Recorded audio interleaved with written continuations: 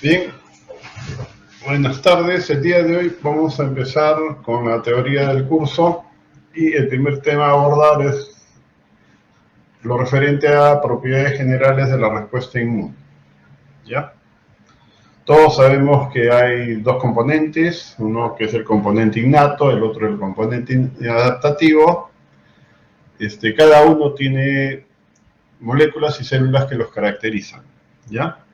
Por el lado de la inmunidad innata tenemos la población de fagocitos en cuanto a células, y por el lado de la inmunidad adaptativa están los linfocitos, definitivamente. En cuanto a moléculas, lo más característico en el sistema innato es el sistema de complemento, ¿no? Y en la inmunidad adaptativa tenemos los anticuerpos. Bien, todo es un conjunto que se complementa para poder cumplir con el rol principal del sistema inmune, que es el de dar protección, ¿no?, al organismo. Bueno, entonces, lo primero es el nombre, el término inmunitas, ¿no? Era un término que era utilizado en Roma para darle algún tipo de protección a los senadores. Como tenían como función velar por los intereses del pueblo, entonces los senadores romanos no podían ser tomados presos, ¿ya? Tenían una protección especial que impedía que eso se pueda hacer y que permitía a los senadores ejercer su función. Otro posible origen del término de inmunidad, en el sentido de protección, se refiere, por ejemplo, a una crónica que hizo un centurión romano que en un poblado de África encontró que esta población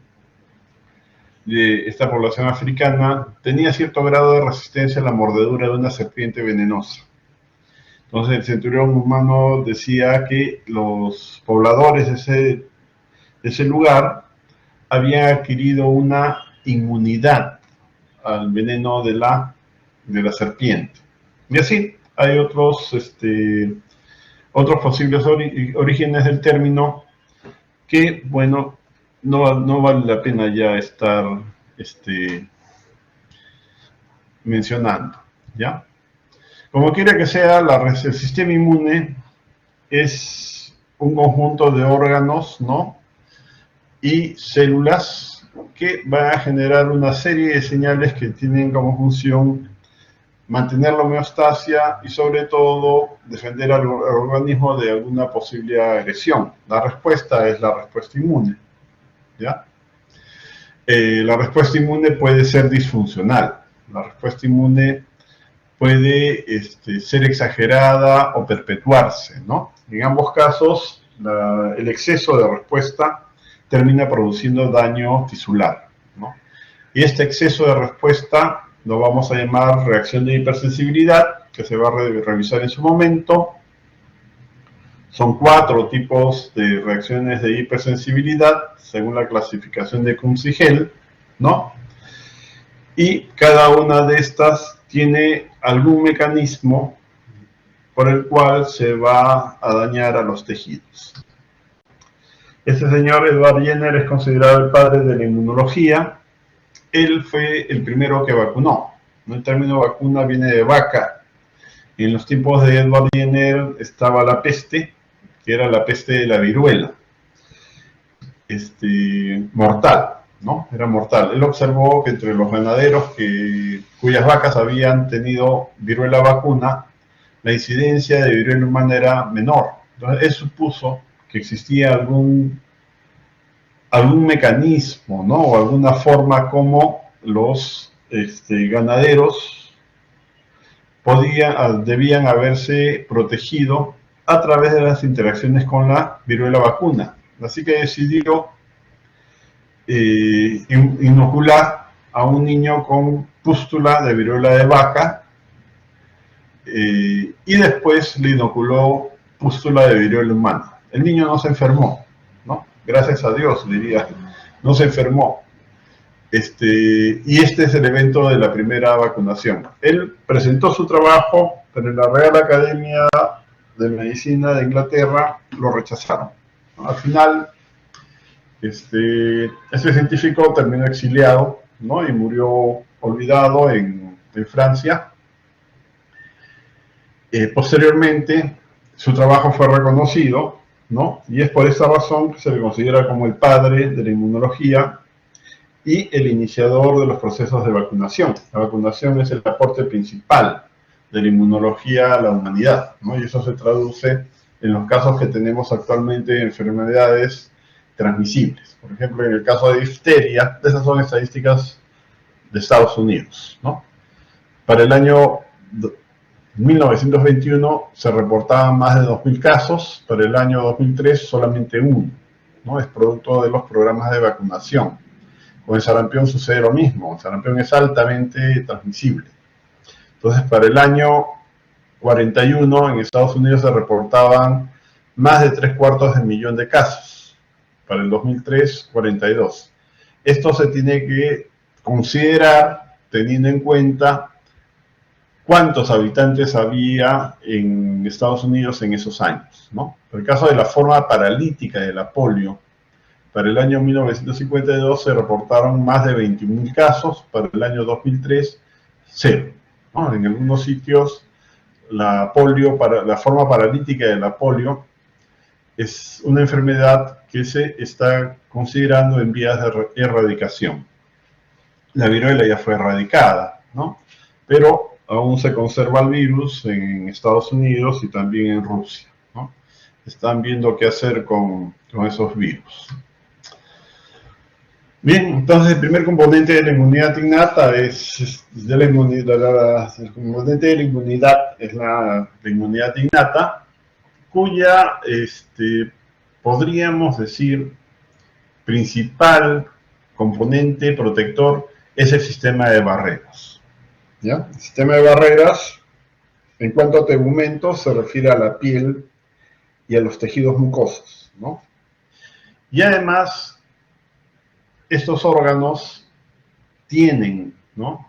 O estos tejidos tienen una serie de elementos adicionales que permiten mantener a raya a los gérmenes que pudieran colonizarnos e infectarnos. Entonces producen una serie de proteínas, enzimas, moléculas bactericidas, ¿no?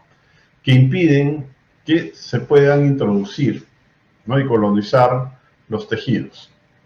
En el caso de las mucosas, su nombre lo dice, son tejidos productores de moco, y el moco, en la medida que es producido, va arrastrando los agentes que de alguna manera intentan colonizar el organismo. Además, en los órganos mucosos, bueno, se liberan, el moco no solo es moco, el moco contiene anticuerpos, contiene moléculas de complemento, contiene productos microbicidas, ¿no? Contiene una serie de elementos que pueden bloquear los intentos de colonización por parte de los gérmenes, ¿ya? Respuestas fisiológicas como el estornudo, el hecho de miccionar, ¿no? Permite remover aquellos elementos que puedan ser infecciosos, ¿ya? En cuanto a las células, bueno, la población de células más características son los fagocitos, y entre ellos tenemos los polimorfonucleares y los macrófagos, y después a las células dendríticas, son las más características. Hay una población de células linfoides que corresponden a la inmunidad innata, donde destacan las células natural killer. Las células natural killer pertenecen al grupo 1 de células linfoides innatas, ¿no? Las células linfoides innatas se agrupan en 3, ¿no? El grupo 1, grupo 2, grupo 3, y tienen su equivalente en las células efectoras de la respuesta inmune adaptativa, o sea, en los linfocitos T, ¿no? Eso lo vamos a revisar en su momento. Les comentaba que el complejo molecular característico de este sistema es el complemento, concretamente dos vías, la vía alterna y la vía de las lectinas, ¿no? Y además hay un conjunto de citoquinas importante que son producidas principalmente por las células de la inmunidad innata, ¿no? Y muchas de estas son moléculas que tienen que ver con los eventos inflamatorios agudos, principalmente el factor de necrosis tumoral, ¿ya? Entre otras interleuquinas. Bien,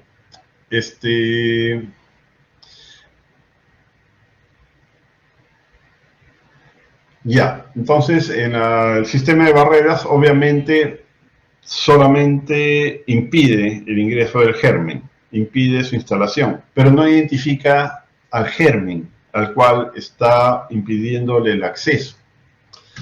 En la inmunidad innata, si el germen de alguna manera logra atravesar, ¿no?, el sistema de barreras, entonces se va a encontrar con las células inmunes de la inmunidad innata que van a ser capaces de reconocer o de reconocerlo porque estas células poseen un receptor, que son receptores que reconocen secuencias específicas de los gérmenes, ¿ya? En la inmunidad adaptativa, bueno, el componente principal van a ser las células de la inmunidad adaptativa, ¿no? Los linfocitos, que se caracterizan por tener un receptor que es capaz de reconocer de una manera altamente específica al germen que ha ingresado al organismo. No solamente eso, sino que este sistema da lugar a la formación de células de memoria que son capaces de interactuar directamente con los gérmenes o con los antígenos de los gérmenes para activarse y desencadenar una respuesta más rápida, más potente y de mayor duración. O sea, a esa respuesta que depende de la actividad de células de memoria, la vamos a llamar respuesta secundaria, que es característica de la inmunidad adaptativa, ¿ya?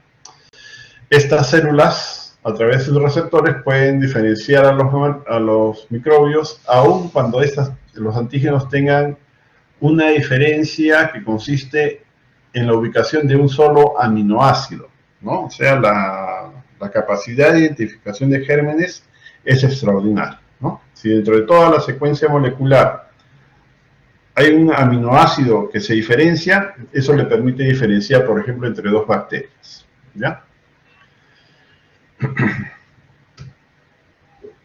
Bien, entonces en la inmunidad innata tenemos el sistema de barreras. Si el sistema de barreras de alguna manera es atravesado por los gérmenes, entonces tenemos a las células de la inmunidad innata, ¿no? Estas células tienen receptores, que vamos a llamar receptores de inmunidad innata, ¿no? Los receptores no tienen la especificidad de los receptores de la inmunidad adaptativa y van a reconocer secuencias moleculares que son compartidas por los gérmenes y que son muy estables, ¿no? En los seminarios hemos estado viendo que el lípido de los lipopolisacáridos se mantiene invariable a través de los millones de años de evolución, ¿no? Y a esas secuencias invariables de los gérmenes los vamos a llamar patrones moleculares asociados a patógenos. Eso es reconocido por los receptores de inmunidad innata. Además tenemos el sistema de complemento, que también hay las vías alterna y la vía de las lectinas, pueden activarse directamente una vez que interactúan con los antígenos de los patógenos. Y tenemos un grupo de células linfoides, ojo que no estoy diciendo linfocitos, células linfoides, ¿no? Que también son parte del componente celular de este sistema. Ahí tenemos a las células linfoides innatas, ¿no? Que están agrupadas en tres, como ya les comenté, y en el grupo 1 se encuentran las células natural killer. Bueno, una diferencia importante que hay entre la inmunidad innata y la inmunidad adaptativa es en el momento en el que actúa, ¿ya? La respuesta inmune innata se puede hacer evidente al cabo de algunas horas, ¿no? Si de respuesta celular se trata, ¿ya? Y de acción del complemento también. El sistema de barreras está actuando permanentemente, o sea, ese sistema trabaja en la hora cero, ¿no? Impide el ingreso de gérmenes. La inmunidad adaptativa, por otro lado, si es la primera vez que va a ejercer respuesta contra el antígeno, va a tardar unos días, ¿no? y corrientemente es alrededor de la segunda semana que ya se puede obtener evidencia de alguna respuesta inmune de tipo adaptativo, sea la producción de anticuerpos contra el germen o sea por la identificación de células, de linfocitos, que son capaces de reconocer los antígenos que son presentados por los fagocitos profesionales. ¿Ya? Los fagocitos profesionales son tres. Macrófagos, células dendríticas y linfocitos B. Y estas células se llaman así porque son capaces de presentar antígenos que se encuentran dentro de sus fagosomas, ¿no? O sea, antígenos que estas células han fagocitado. El cuadro de comparación clásico entre la respuesta innata y la respuesta adaptativa, de especificidad, la tiene el sistema inmune adaptativo, la diversidad también, ¿no? La diversidad se refiere al número de receptores que es capaz de formar cada sistema, ¿no? En el caso adaptativo, los receptores surgen por un proceso que se llama recombinación somática y esto le permite a las células del sistema inmune adaptativo generar hasta 100 millones de receptores con especificidades diferentes, ¿ya? En cambio, el sistema inmune innato no. El sistema inmune innato tiene receptores que son transcritos del ADN y eso hace que su diversidad sea muy limitada, ¿ya? Estos receptores son capaces de reconocer alrededor de 1000 antígenos diferentes, ¿no?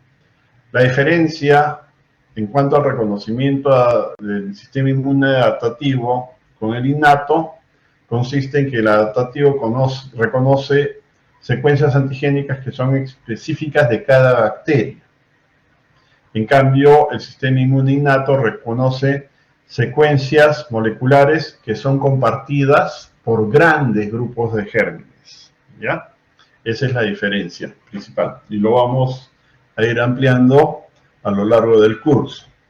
El sistema innato no tiene células de memoria, el adaptativo sí, ¿no? Que son las responsables de la respuesta secundaria. El sistema inmune innato no produce problemas de autoinmunidad. En cambio, el adaptativo sí, porque durante su maduración surgen células o poblaciones de linfocitos T que son capaces de reconocer, ¿no?, secuencias moleculares de células sanas, ¿no? O sea, surgen células autorreactivas. En el sistema inmune innato no hay células autorreactivas porque fueron eliminadas durante el proceso evolutivo, ¿ya? Los componentes los tenemos acá, ya los conocemos, ¿no?, cuáles son, y sobre esto ya no es necesario abundar. La división de labor es una característica de la respuesta inmune adaptativa, ¿no? Los linfocitos B están organizados de manera que cada uno cumple con una función que va a complementar la respuesta adaptativa. Entonces, la célula B se dedica a la producción de anticuerpos, ¿no? Dentro de los linfocitos T hay dos poblaciones, el CD8, que una vez activado se va a encargar de identificar células infectadas para eliminarlas, ¿no?, por medio de la interacción célula-célula. Y tenemos al linfocito T ayudador, que es el encargado de organizar la respuesta adaptativa. El linfocito T ayudador, una vez que es activado, puede diferenciarse principalmente a tres subpoblaciones efectoras: TH1, TH2 o TH17, dependiendo del tipo de estímulo que indujo la activación del linfocito, ¿ya? Entonces, por ejemplo, si hay activación TH1, puede ser porque se presentó un antígeno micobacteriano, ¿no? Entonces, el linfocito va a organizar una respuesta que se va a caracterizar por la generación de infiltrados celulares ricos en macrófagos, ¿no? Y una vez activados los macrófagos, van a eliminar a las bacterias intracelulares. Si lo que se identifica, por ejemplo, es un antígeno de neumococo, se requiere mucha actividad de anticuerpos. Entonces, el linfocito que se active o que se diferencie va a organizar una respuesta inmune que se va a apoyar principalmente en la activación de linfocitos B para la formación de anticuerpos, y así por el estilo, ¿ya? La respuesta inmune adaptativa es una respuesta especializada, ¿ok? Bueno, la respuesta inmune innata, ya lo dijimos, es la primera línea de defensa, es el sistema de barreras, ¿no? Si el germen atraviesa la barrera, tenemos a las células que los van a reconocer, que van a reconocer a los gérmenes a través de sus receptores, que los vamos a llamar receptores de reconocimiento de patrones o receptores para PAMP. El término PAMP es un término que quiere decir patrón molecular asociado a patógeno, que son secuencias moleculares características de los patógenos y que son secuencias invariables, son secuencias que los gérmenes tienen que mantenerlas porque si varían no pueden sobrevivir, o sea, son secuencias son moléculas que son necesarias para la supervivencia del germen, ¿ya? Y la otra característica es que son compartidas por numerosos grupos de gérmenes, ¿no? Les comentaba hace un rato el lipopolisacárido. El lípido del lipopolisacárido es el mismo para todas las poblaciones de gram negativos, ¿no? Y es el mismo lípido que se ha mantenido inalterado a lo largo de todos estos millones de años de evolución. O sea, son estructuras altamente conservadas. Bien, las etapas de la respuesta inmune. Primero, la inmunidad innata. Si el germen ingresa, va a haber un reconocimiento que va a ser realizado a través de los receptores de reconocimiento de patrones. Acá tenemos tres: los receptores tipo TOL, los receptores tipo NOT y los receptores tipo RIG, ¿no? Que van a reconocer PAMP, o sea, patrones moleculares asociados a patógenos, y que van a desencadenar una respuesta por parte de la célula inmune. Acá tenemos dos ejemplos. Los polimorfos nucleares van a responder y los macrófagos también. ¿Y cómo lo van a hacer? A través de la producción de moléculas proinflamatorias. A la cabeza las interleuquinas, ¿no? Y entre ellas tenemos interleuquinas de la respuesta inflamatoria aguda. Hay factor de necrosis tumoral, interleuquina 12, interleuquina 1, interleuquina 6, etc. La actividad de las moléculas que son producidas por las células activadas permite la instalación de una respuesta inflamatoria a nivel local, ¿no? En un segundo momento va a haber un grupo de células especiales, entre ellas las células natural killer, que se van a encargar de migrar a los órganos linfoides secundarios, ¿no? Particularmente a los ganglios linfáticos, donde van a presentar los antígenos a los linfocitos T, ¿no? Entonces se va a producir la activación de la célula T, y la célula T se va a diferenciar. Se va a diferenciar a una célula efectora, que puede ser TH1, TH2, TH17, que se va a encargar de organizar la respuesta contra el germen. En ese momento vamos a tener la aparición de la respuesta inmune específica contra el antígeno que ha desencadenado la respuesta. Entonces las células inmunes de la respuesta adaptativa van a organizar una respuesta que permite la eliminación o el aclaramiento del antígeno que ha ingresado al organismo. La respuesta inmune adaptativa, una vez que se resuelve la infección, va a dejar células de memoria. Y las células de memoria se van a ubicar en aquel lugar por donde ingresó el germen, ¿no? De suerte que quedan preparadas para poder identificar rápidamente al agente infeccioso y de esta manera responder de manera específica a el germen que ha ingresado, ¿no? Dando la primera característica de la respuesta inmune secundaria, que es la rapidez, ¿no? Es una respuesta más rápida, más potente y de mayor duración. Bien, en la inmunidad innata tenemos dos tipos de mecanismos de respuesta. Uno son los no inducibles, que están constituidos por el sistema de barreras, que está actuando a toda hora, ¿no? En la hora cero, que impide el ingreso de gérmenes al interior del organismo, y el otro es la inducida, que depende de la actividad de los receptores de inmunidad innata, ¿no? Y que está a cargo de las células inmunes de la respuesta innata. ¿No? Vuelvo a decir, macrófagos, células dendríticas, polimorfos nucleares y otras células que las dan en llamar accesorias, como los mastocitos, los basófilos, las plaquetas, pero el hecho de que sean accesorias no quiere decir que tengan un rol importante. Las plaquetas, por ejemplo, son células que tienen un rol importantísimo en lo que es la producción, digamos, de prostaglandinas, ¿no? De derivados del ácido araquidónico, que son también moléculas que van a colaborar con la respuesta inflamatoria, ¿ya? A todos esos mecanismos o productos que son generados como consecuencia de las interacciones con algún receptor, los vamos a llamar mecanismos inducibles de la respuesta inmune innata.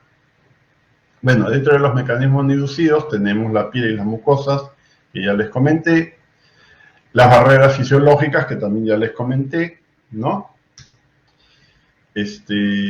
Bueno, hay conocidos, ¿no? Como el pH del estómago, ¿no? El hecho de la flora intestinal, por ejemplo, en el intestino grueso, limita la actividad de las bacterias patógenas, entre otras razones porque la flora comensal es más eficiente captando nutrientes, ¿no? Y de esta forma impide que los patógenos puedan sobrevivir. Lo otro es que en el intestino y también en el sistema urinario se produce el arrastre de los gérmenes que van a finalmente ser eliminados a través de los emontorios, ¿no? Lo mismo sucede con la secreción mucosa que se va a producir en todo el árbol respiratorio. Los mecanismos no inducibles, el sistema de barrera hay que cuidarlo, ¿no? En el caso del árbol respiratorio, por ejemplo, el hecho de fumar hace que el epitelio mucoso quede mal constituido y sea fácil presa de la colonización por parte de bacterias, ¿ya? Si está en buen estado, bueno, las bacterias no se van a sentar y van a poder ser arrastradas por el moco.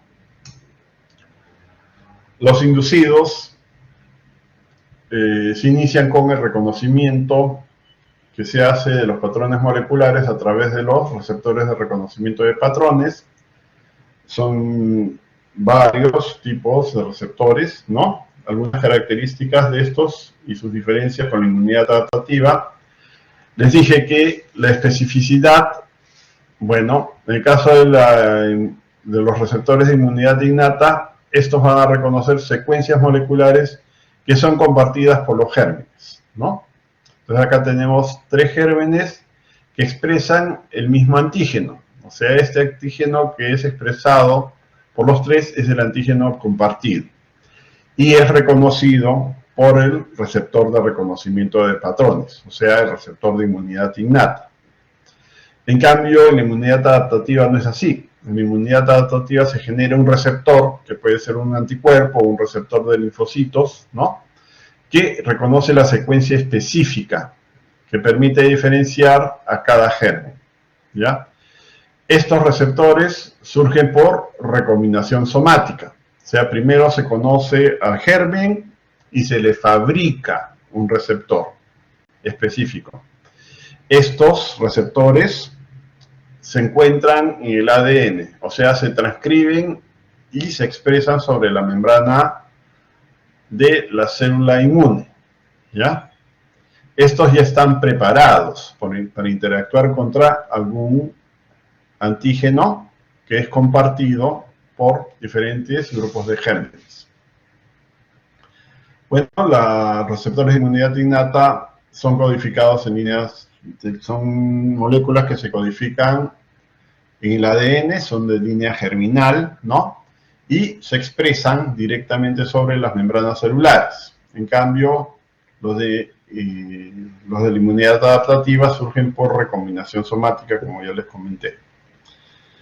La distribución de los receptores, en el caso de la inmunidad innata, el mismo receptor lo pueden tener varias líneas celulares.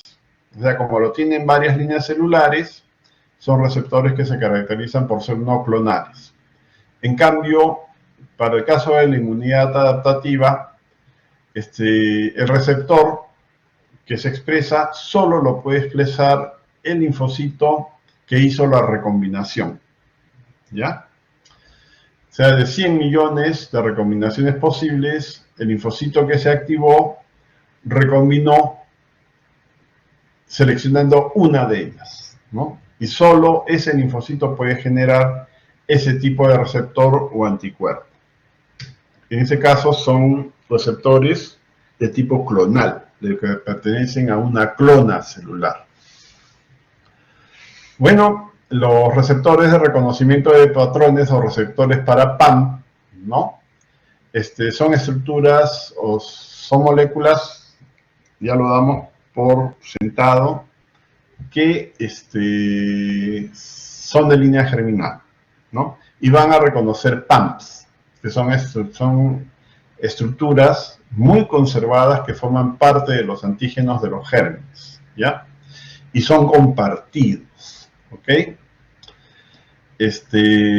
Estos PAMs van a ser reconocidos por los receptores de reconocimiento de patrones, que son moléculas que pueden estar sobre las membranas celulares, las membranas externas, pueden estar en las membranas internas, o sea, ser receptores endosómicos, o pueden estar en el citosol o en los fluidos extracelulares.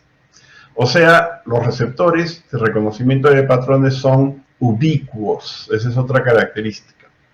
Y el hecho de que sean ubicuos se debe a que tienen que garantizar, ¿no? Hay que garantizar el reconocimiento rápido del antígeno que pueda haber atravesado el sistema de barreras.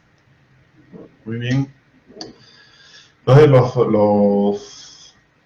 los PAM son de varios tipos. Tenemos ácidos nucleicos, ¿no?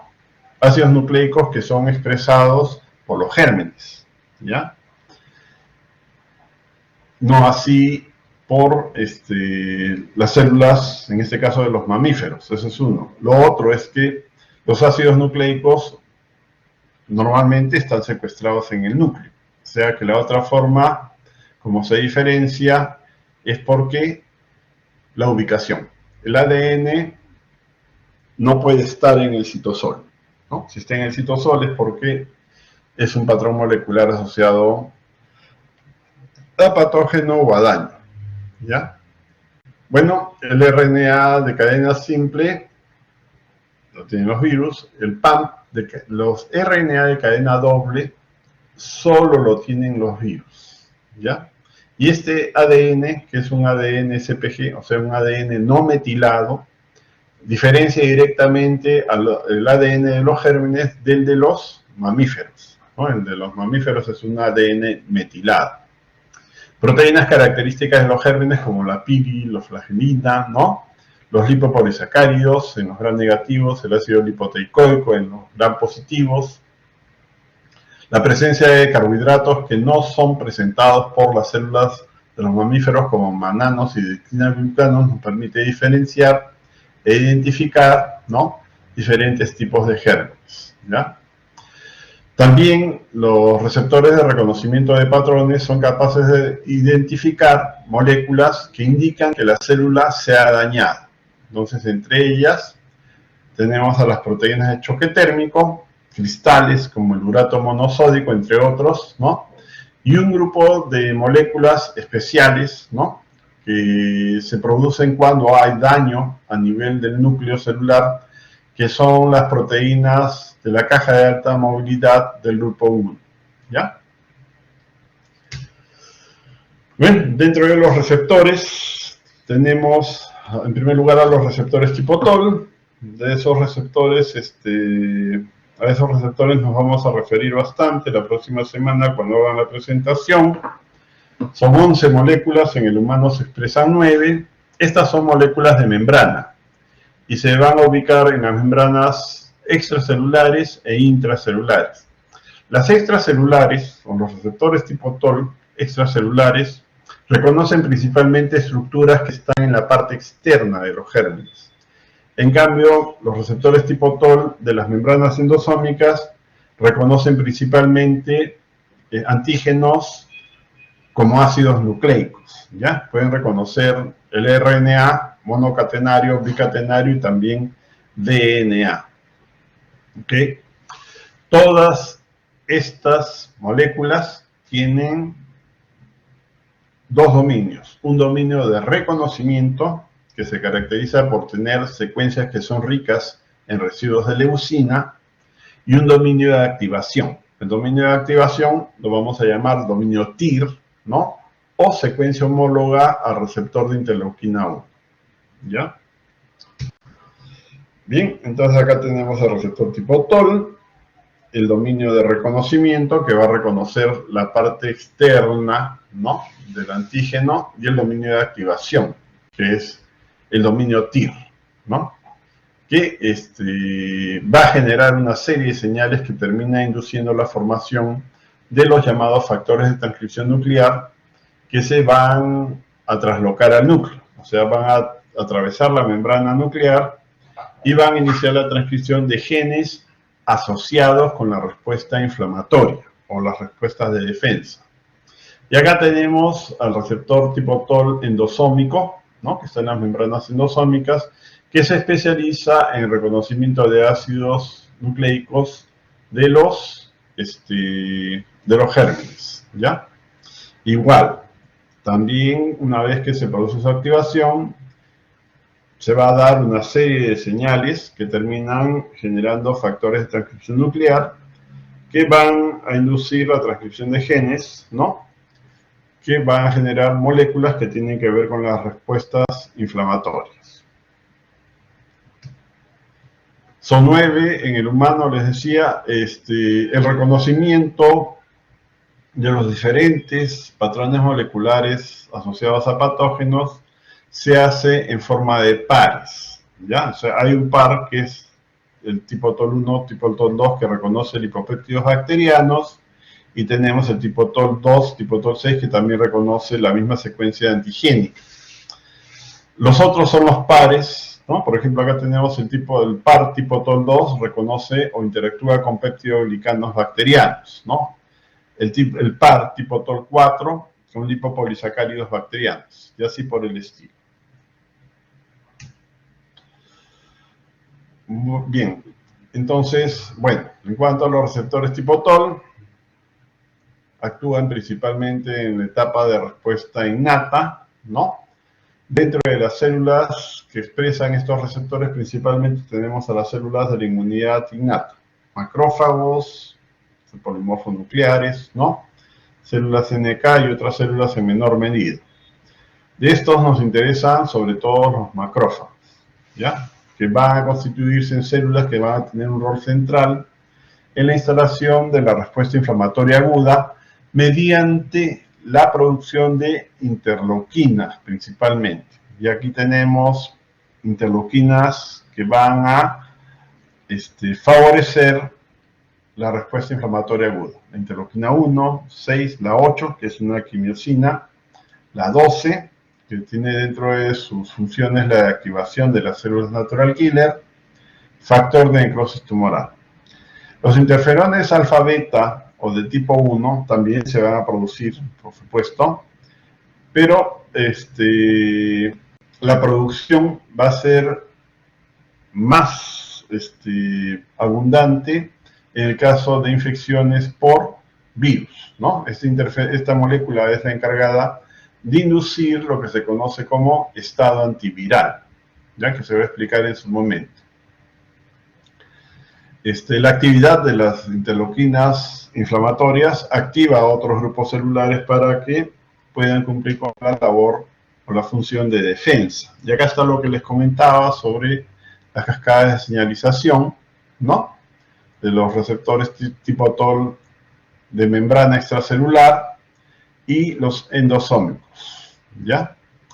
Las cascadas de señalización activan moléculas adaptadoras, y aquí tenemos dos que son las principales. La MID88, que induce la generación sobre todo el factor de transcripción nuclear NF-κB, y el tipo TOL3, que va a generar la producción de unas moléculas que se llaman los factores reguladores de interferones, ¿no? De ellos, las dos moléculas principales son el regulador 3 y el regulador 7. Estas moléculas, reguladores de interferón, van a generar la transcripción de los genes de interferón de tipo 1. Las dos moléculas adaptadoras van a activar, ¿no? El TRIF puede activar al NF-κB y también el MID88, los factores reguladores de interferones, por vías independientes, ¿no? Que no dependen del TRIF ni del MID88, ¿ya? Y esto es lo que se obtiene al final, ¿no? En el caso del NF-κB, todo lo que tiene que ver con los eventos inflamatorios agudos, producción de citoquinas de la respuesta inflamatoria aguda, se induce la producción de moléculas quimiotácticas para la generación de los infiltrados celulares agudos, se induce en las células endoteliales la expresión de moléculas de adhesión que permiten o facilitan la migración de células inflamatorias. Y además se estimula la activación de la respuesta adaptativa a través de la generación de moléculas de coestimulación, ¿no? Que pueden activar células de memoria o linfocitos efectores. Y estas son dos, la CD80 y la CD86. El resultado es la instalación de una respuesta inflamatoria aguda. Y por el lado de los factores reguladores de interferones, bueno, al final vamos a tener la producción de interferón de tipo 1 y la inducción de un estado especial de defensa, que es el llamado estado antiviral. La inmunidad innata nos protege de esa manera, a través de la respuesta inflamatoria aguda y a través del estado antiviral. Otro receptor de inmunidad innata son los receptores tipo NOT. Estos son receptores citosólicos, ¿no? Y de ellos hay una familia especial que es la familia NLRP, que fue la primera que se identificó, y de estos, el primero fue el NLRP3, ¿no? Y se pudo encontrar que estas moléculas se asociaban para formar complejos oligoméricos, ¿no? Llamados inflamasomas, que son importantes para la generación de formas activas de interleuquina 1. ¿Ya? La interleuquina 1 es una interleuquina de la respuesta inflamatoria aguda y colabora potenciando la actividad del factor de necrosis tumoral, por ejemplo. Y aquí tenemos, ¿no? Las señales que dan lugar a la formación de los inflamasomas para la activación de la interleuquina 1, ¿no? La interleuquina 1 se va a generar en dos pasos. Uno, como consecuencia de las señales del receptor tipo TOL, que da lugar a la transcripción de un precursor, y el segundo, por las señales que van a terminar dando lugar a la formación de estos complejos oligoméricos, que son los inflamasomas. El inflamasoma va a activar a otra molécula que es la caspasa 1, y la caspasa 1 va a degradar al precursor, liberando un fragmento de 17 kilodaltons, que es la forma activa de la interleuquina. Otro grupo, los receptores tipo RIG. Estos se especializan en reconocimiento del RNA viral, ¿ya? Bueno, si es reconocimiento de ácidos nucleicos, lo que vamos a tener es que la actividad de estas moléculas va a estar orientada hacia la producción de interferones de tipo 1, ¿no? Y son, les decía, dos los factores de reguladores de interferones principales, el IRF3, ¿no? Y el 7, para la producción de interferones de tipo 1. La actividad de los receptores tipo RIG no está desvinculada de la respuesta inflamatoria. También se produce o se induce la producción de factor del NF-κB, ¿no? El factor de transcripción nuclear κB, para la instalación de una respuesta inflamatoria que colabore con la defensa contra virus, en este caso principalmente. Otros receptores tenemos a las colectinas, que reconocen secuencias de carbohidrato, ¿no?, en los antígenos microbianos. Entre ellas, la principal tenemos a la proteína fijadora de manosa, que dicho sea de paso, va a activar la vía de las lectinas del complemento. Tenemos proteínas de fase aguda, como la proteína C reactiva, y nuevamente tenemos aquí a los receptores tipo NOD, de los cuales ya nos referimos hace un rato. Y finalmente los receptores basurero, que son receptores que se especializan en el reconocimiento de células que ya han muerto por alguna razón, ¿no?, sea por apoptosis o por necrosis, ¿ya? Pero también tienen otros roles en los mecanismos de defensa del organismo, ¿ok? Muy bien, hasta aquí llegó la presentación. Muchas gracias por su participación.